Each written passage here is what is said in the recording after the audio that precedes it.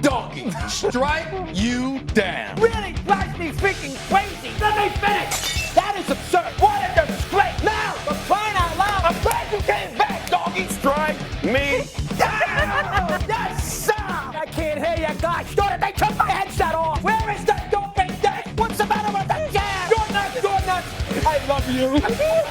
Strike me down. Yes, sir. The disgrace. Don't go now when I ask for it. I am strong and powerful.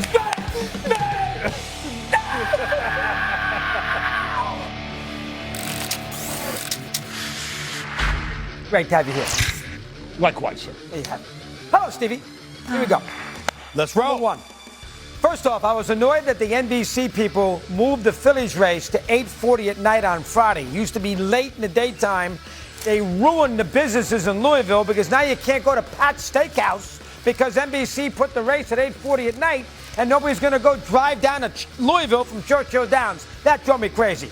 Then on top of the idea that I got every famous person in America and all we see on Saturday with the NBC coverage is all the nonsense with mint juleps and hats and everything else, including Jackson Dart. Well, you know what? He's becoming, Bill Parcells used to hate this. He's becoming a celebrity quarterback. He wants to be seen everywhere. Dart was all over the place. Hey, Jackson, how about you be in a situation where you look at some film and find out why you blew a lead last year in Denver at 19-0, throwing interceptions all over the place? Way, this is ridiculous. I mean, you got to be kidding me. You're a Giant fan right now and you want to watch this? The Giants have Charlie Connerly and Phil Simms and Lawrence Taylor. Think he's healthy. Harry Carson, Belichick, and Parcells. And you want to watch that on Saturday afternoon at the Kentucky Derby? God, that's tough to watch. And I can't stand all the hooping. It's a 2-minute race. Okay, put the TV on at 5 to 7 and get out of there at 7:30. And give NBC credit for one thing. They went right to Celtics and 76ers. No pregame show. No pregame. Thank God. Boom. Tip. There we go. But gee whiz, enough of the Derby nonsense with all the pomp and circumstance. Jackson Dart jumping in there too. Look at this. This is ridiculous. Who wants to watch? It's not sports. This is garbage. Nobody wants to watch that. And NBC, shame on you for doing what you did to the businesses in Louisville by moving your race up to 8:40 at night on Friday. There was a big article in the New York Times about that. Joe Drape, you did a bad job. And a bad job by Dart. Number one. That's funny. That is, I love you too. That is funny. Oh, You okay? I'm okay. Okay. I mean, you got some nerves. He okay? What, I'm not okay? I mean, no, you get worked up all the time. Go ahead. That is ridiculous. That is ridiculous. Where the hell have we seen Jackson Dart since the offseason? We haven't seen him, and he shows up on one Saturday in Kentucky, and you got a problem with it. Can he live a little? I mean, my God, just because he showed up to the Kentucky Derby, all of a sudden he's not in the film room. He couldn't have spent every day since then in a film room, but then took a day to go to the Kentucky Derby. I mean, what the hell is that about? That's a bit extreme. And by the way, you're looking at it wrong. Did it ever occur to you, Doggy, by putting himself in that limelight, there's more pressure on him to produce, which means he's more incentivized to step up and live up to the acclaim he's receiving. Ever think about it like that? He's played 12 games. Giant fan thinks they have the next John Elway. Take it easy. I don't want to know what your 12 pulse, games. your pulse was like during the Met Gala if you didn't like the. Oh, that's another thing. That's number 2. I should have Good been there. job. Good I should have been there. Oh. What a joke this is on. Here it is. Ben Stiller tells the whole world he's such a great Knicks fan. And on Monday night, they're playing the Sixers in game 1 of the second round of the Eastern Conference for the Knicks right now in the semifinals where they're the favorite. And I got Ben Stiller with the Knicks playing 5 feet from this, and he's sitting there at the gala. Forget the gala. You're a sports fan. You sit there and you go to the Knicks game and you sit in your courtside seat. You can't sit there and tell me that you're a huge Knicks fan if you're Ben Stiller and you're not at game 1 of the Philly series. This is not like it's work. He's not on a film. He's not doing any comedy. He did not interrupt work. This is something outside of the realm of it. This is basically his private time. Be at the Knicks game. You saw Chalamet at the Knicks game on Monday night, did you not? That's number 1. And then I got to look at Lindor. Now, hold on now. Lindor has done nothing. The Mets had a game against Colorado We killed Soto forever when he was on the IL list because he didn't text the Mets during that 12-game losing streak. And the Mets are playing against the Rockies. Mendoza's on a freaking life raft. And we have Lindor sitting here watching a Knick game. And here's Brunson to shake his hand. Did Brunson say, Lindor, your team stinks, and you've lost 12 in a row, and you're 12-25 with a $40 million payroll? That drives you crazy. Watch every pitch of your Mets. You're supposedly a pseudo-team captain, and you're at the Knick game when the Mets are playing do-or-die games on the West Coast? That drove me crazy. Both of them. Stiller, game, Lindor, with the team, or in your living room watching a ball game, going through all the pitches. Number 2. Go ahead, Paul. What are you looking at me that way for? Have you ever considered therapy? Yeah, I've been on it many a time. Or at least like medication to lower your cortisol level? My little Zantac, Valium. I take the Valium because on Monday night, Tuesday nights I can't sleep. I take the Valium. I wasn't really expecting an answer. It's kind of rhetorical. Stephen A. Wasn't expecting an answer, Paul. Listen. Doggy, I got to tell you something. This wasn't bad. I agree. Ben Stiller should have been at the Knicks game. Very disappointed in Ben Stiller. That's Mr. Zoolander right there. I'm very fond of him. Love him.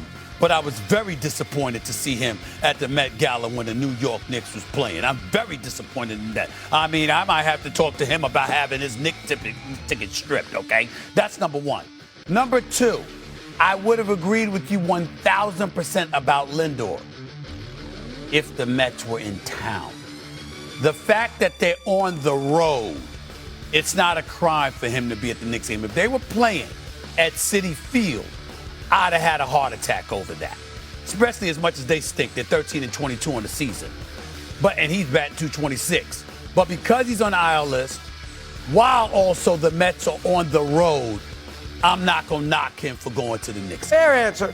Fair on the road. They were in Colorado, was up against the Knicks game same time. All right, number 3.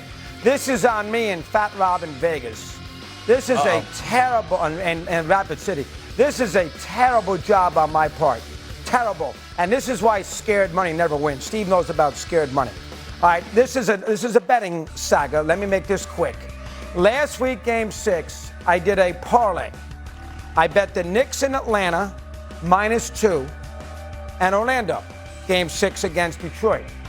I also love the Lakers in Houston and the Sixers in Game 7 in Boston because I thought it was about time they would break that 0-for-18 franchise streak of being 3-1 down, never having won a series. And this is before Tatum got hurt. And it was plus 225. So I would have won 5-1 on one and 8-1 on the other. But I didn't bet the second one until I was sure that, in fact, we were going to get the first one home. Because it's Friday night, and you had to bet the Lakers because they played on Friday night, Knicks, the Celtics play on Saturday night. So what happens? This Knicks blowout of the Hawks with that 63-11. I had an incredible win, and the Magic are up 60-38 at the half.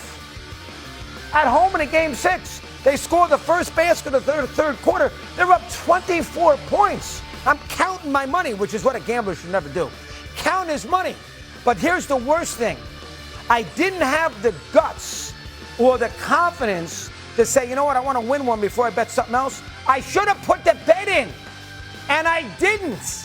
So what happens is Orlando loses, so that's a parlay lost. But because I was afraid to go Lakers and Philly, I didn't win the second parlay. Lakers kill Houston 98, whatever the final was. They won by 20. 98-78 was that the Game 6 final on Friday night. And then Philly at plus 225 wins the game against the Celtics. You put $3,500 on it, I would have won $19,000. Oh my goodness. What an idiot! And you couldn't bet Philadelphia on Saturday because once Tatum was inactive, the number went to 140 from 225. So you got killed. And I had both games right. I knew the Knicks. I filled Orlando. I knew the Lakers would bounce back. And I had a gut feeling on Philly, which played perfectly. And like an idiot, I got nervous. I got more money than I count. I'm 66 years of age.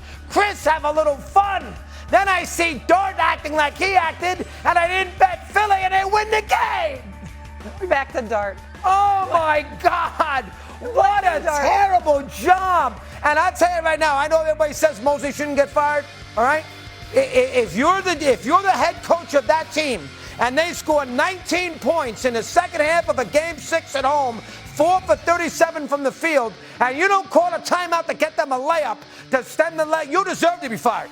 Okay, that is unacceptable. If I'm the owner of the team and I get a 24-point lead in the second half in Game 6 at home, and I forget my bet, and I lose the game, you deserve to go. It's tough to say, but it's true.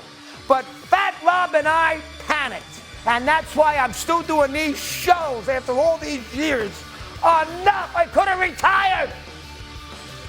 Number 3. You retire after 18,000? I don't think so. Go ahead, Paul. My turn? Yes, it is. I don't talk about the. In fact, I boycott the NBA until LeBron James apologizes to Stephen A. Smith. Wow. Boy. Wow. You've taken Stephen A's take with the whole thing with LeBron. He's had my back with Seth Rollins. You're going to have his back with him. on 5 minutes everything. ago. Wow. Stephen, how about that? Is that a disgrace on my part or not? Yes, but are we surprised? You're a degenerate. That's who you are. I mean, this is what you do. I mean, rather than just placing a bet and going away, you understand what I'm saying? You modify stuff. You're watching it closely. You start panicking. You're probably looking at, oh, I'll get to call out Fat Rob and anybody else. You do it to yourself. It's what you do. A matter of fact, I think the one thing you do better than sports is lose money gambling. I do lose a lot. Oh. I do lose a Scared lot. money don't That's a rough comment there, Stephen. And he's got some nerve. Has he been at any Knicks games calling out Ben Stiller? He wanted to go to the Met Gala. I was going to say Come the on. same thing, Steve. I've been compromised. We all know that. But and not only that, I'm going sometimes. I'm going to the Lakers game this weekend. Stephen, you're a Knicks fan. Yes, I am. I want you at the Knicks games. That's right. Get your rear end here tonight. If they give me a courtside seat, In I'll that sit Gulf there. Stream. You can afford I it. can't sit in the stands. All right, we got to go to the bump here. All right, Joel Embiid. He did not really show up in the Sixers in their Game 1 blowout loss, but does he deserve a pass? Stephen A's answer may surprise you. You don't want to miss that. Are you okay? I'm fine, is he? Yeah, you just processed a lot, I feel like.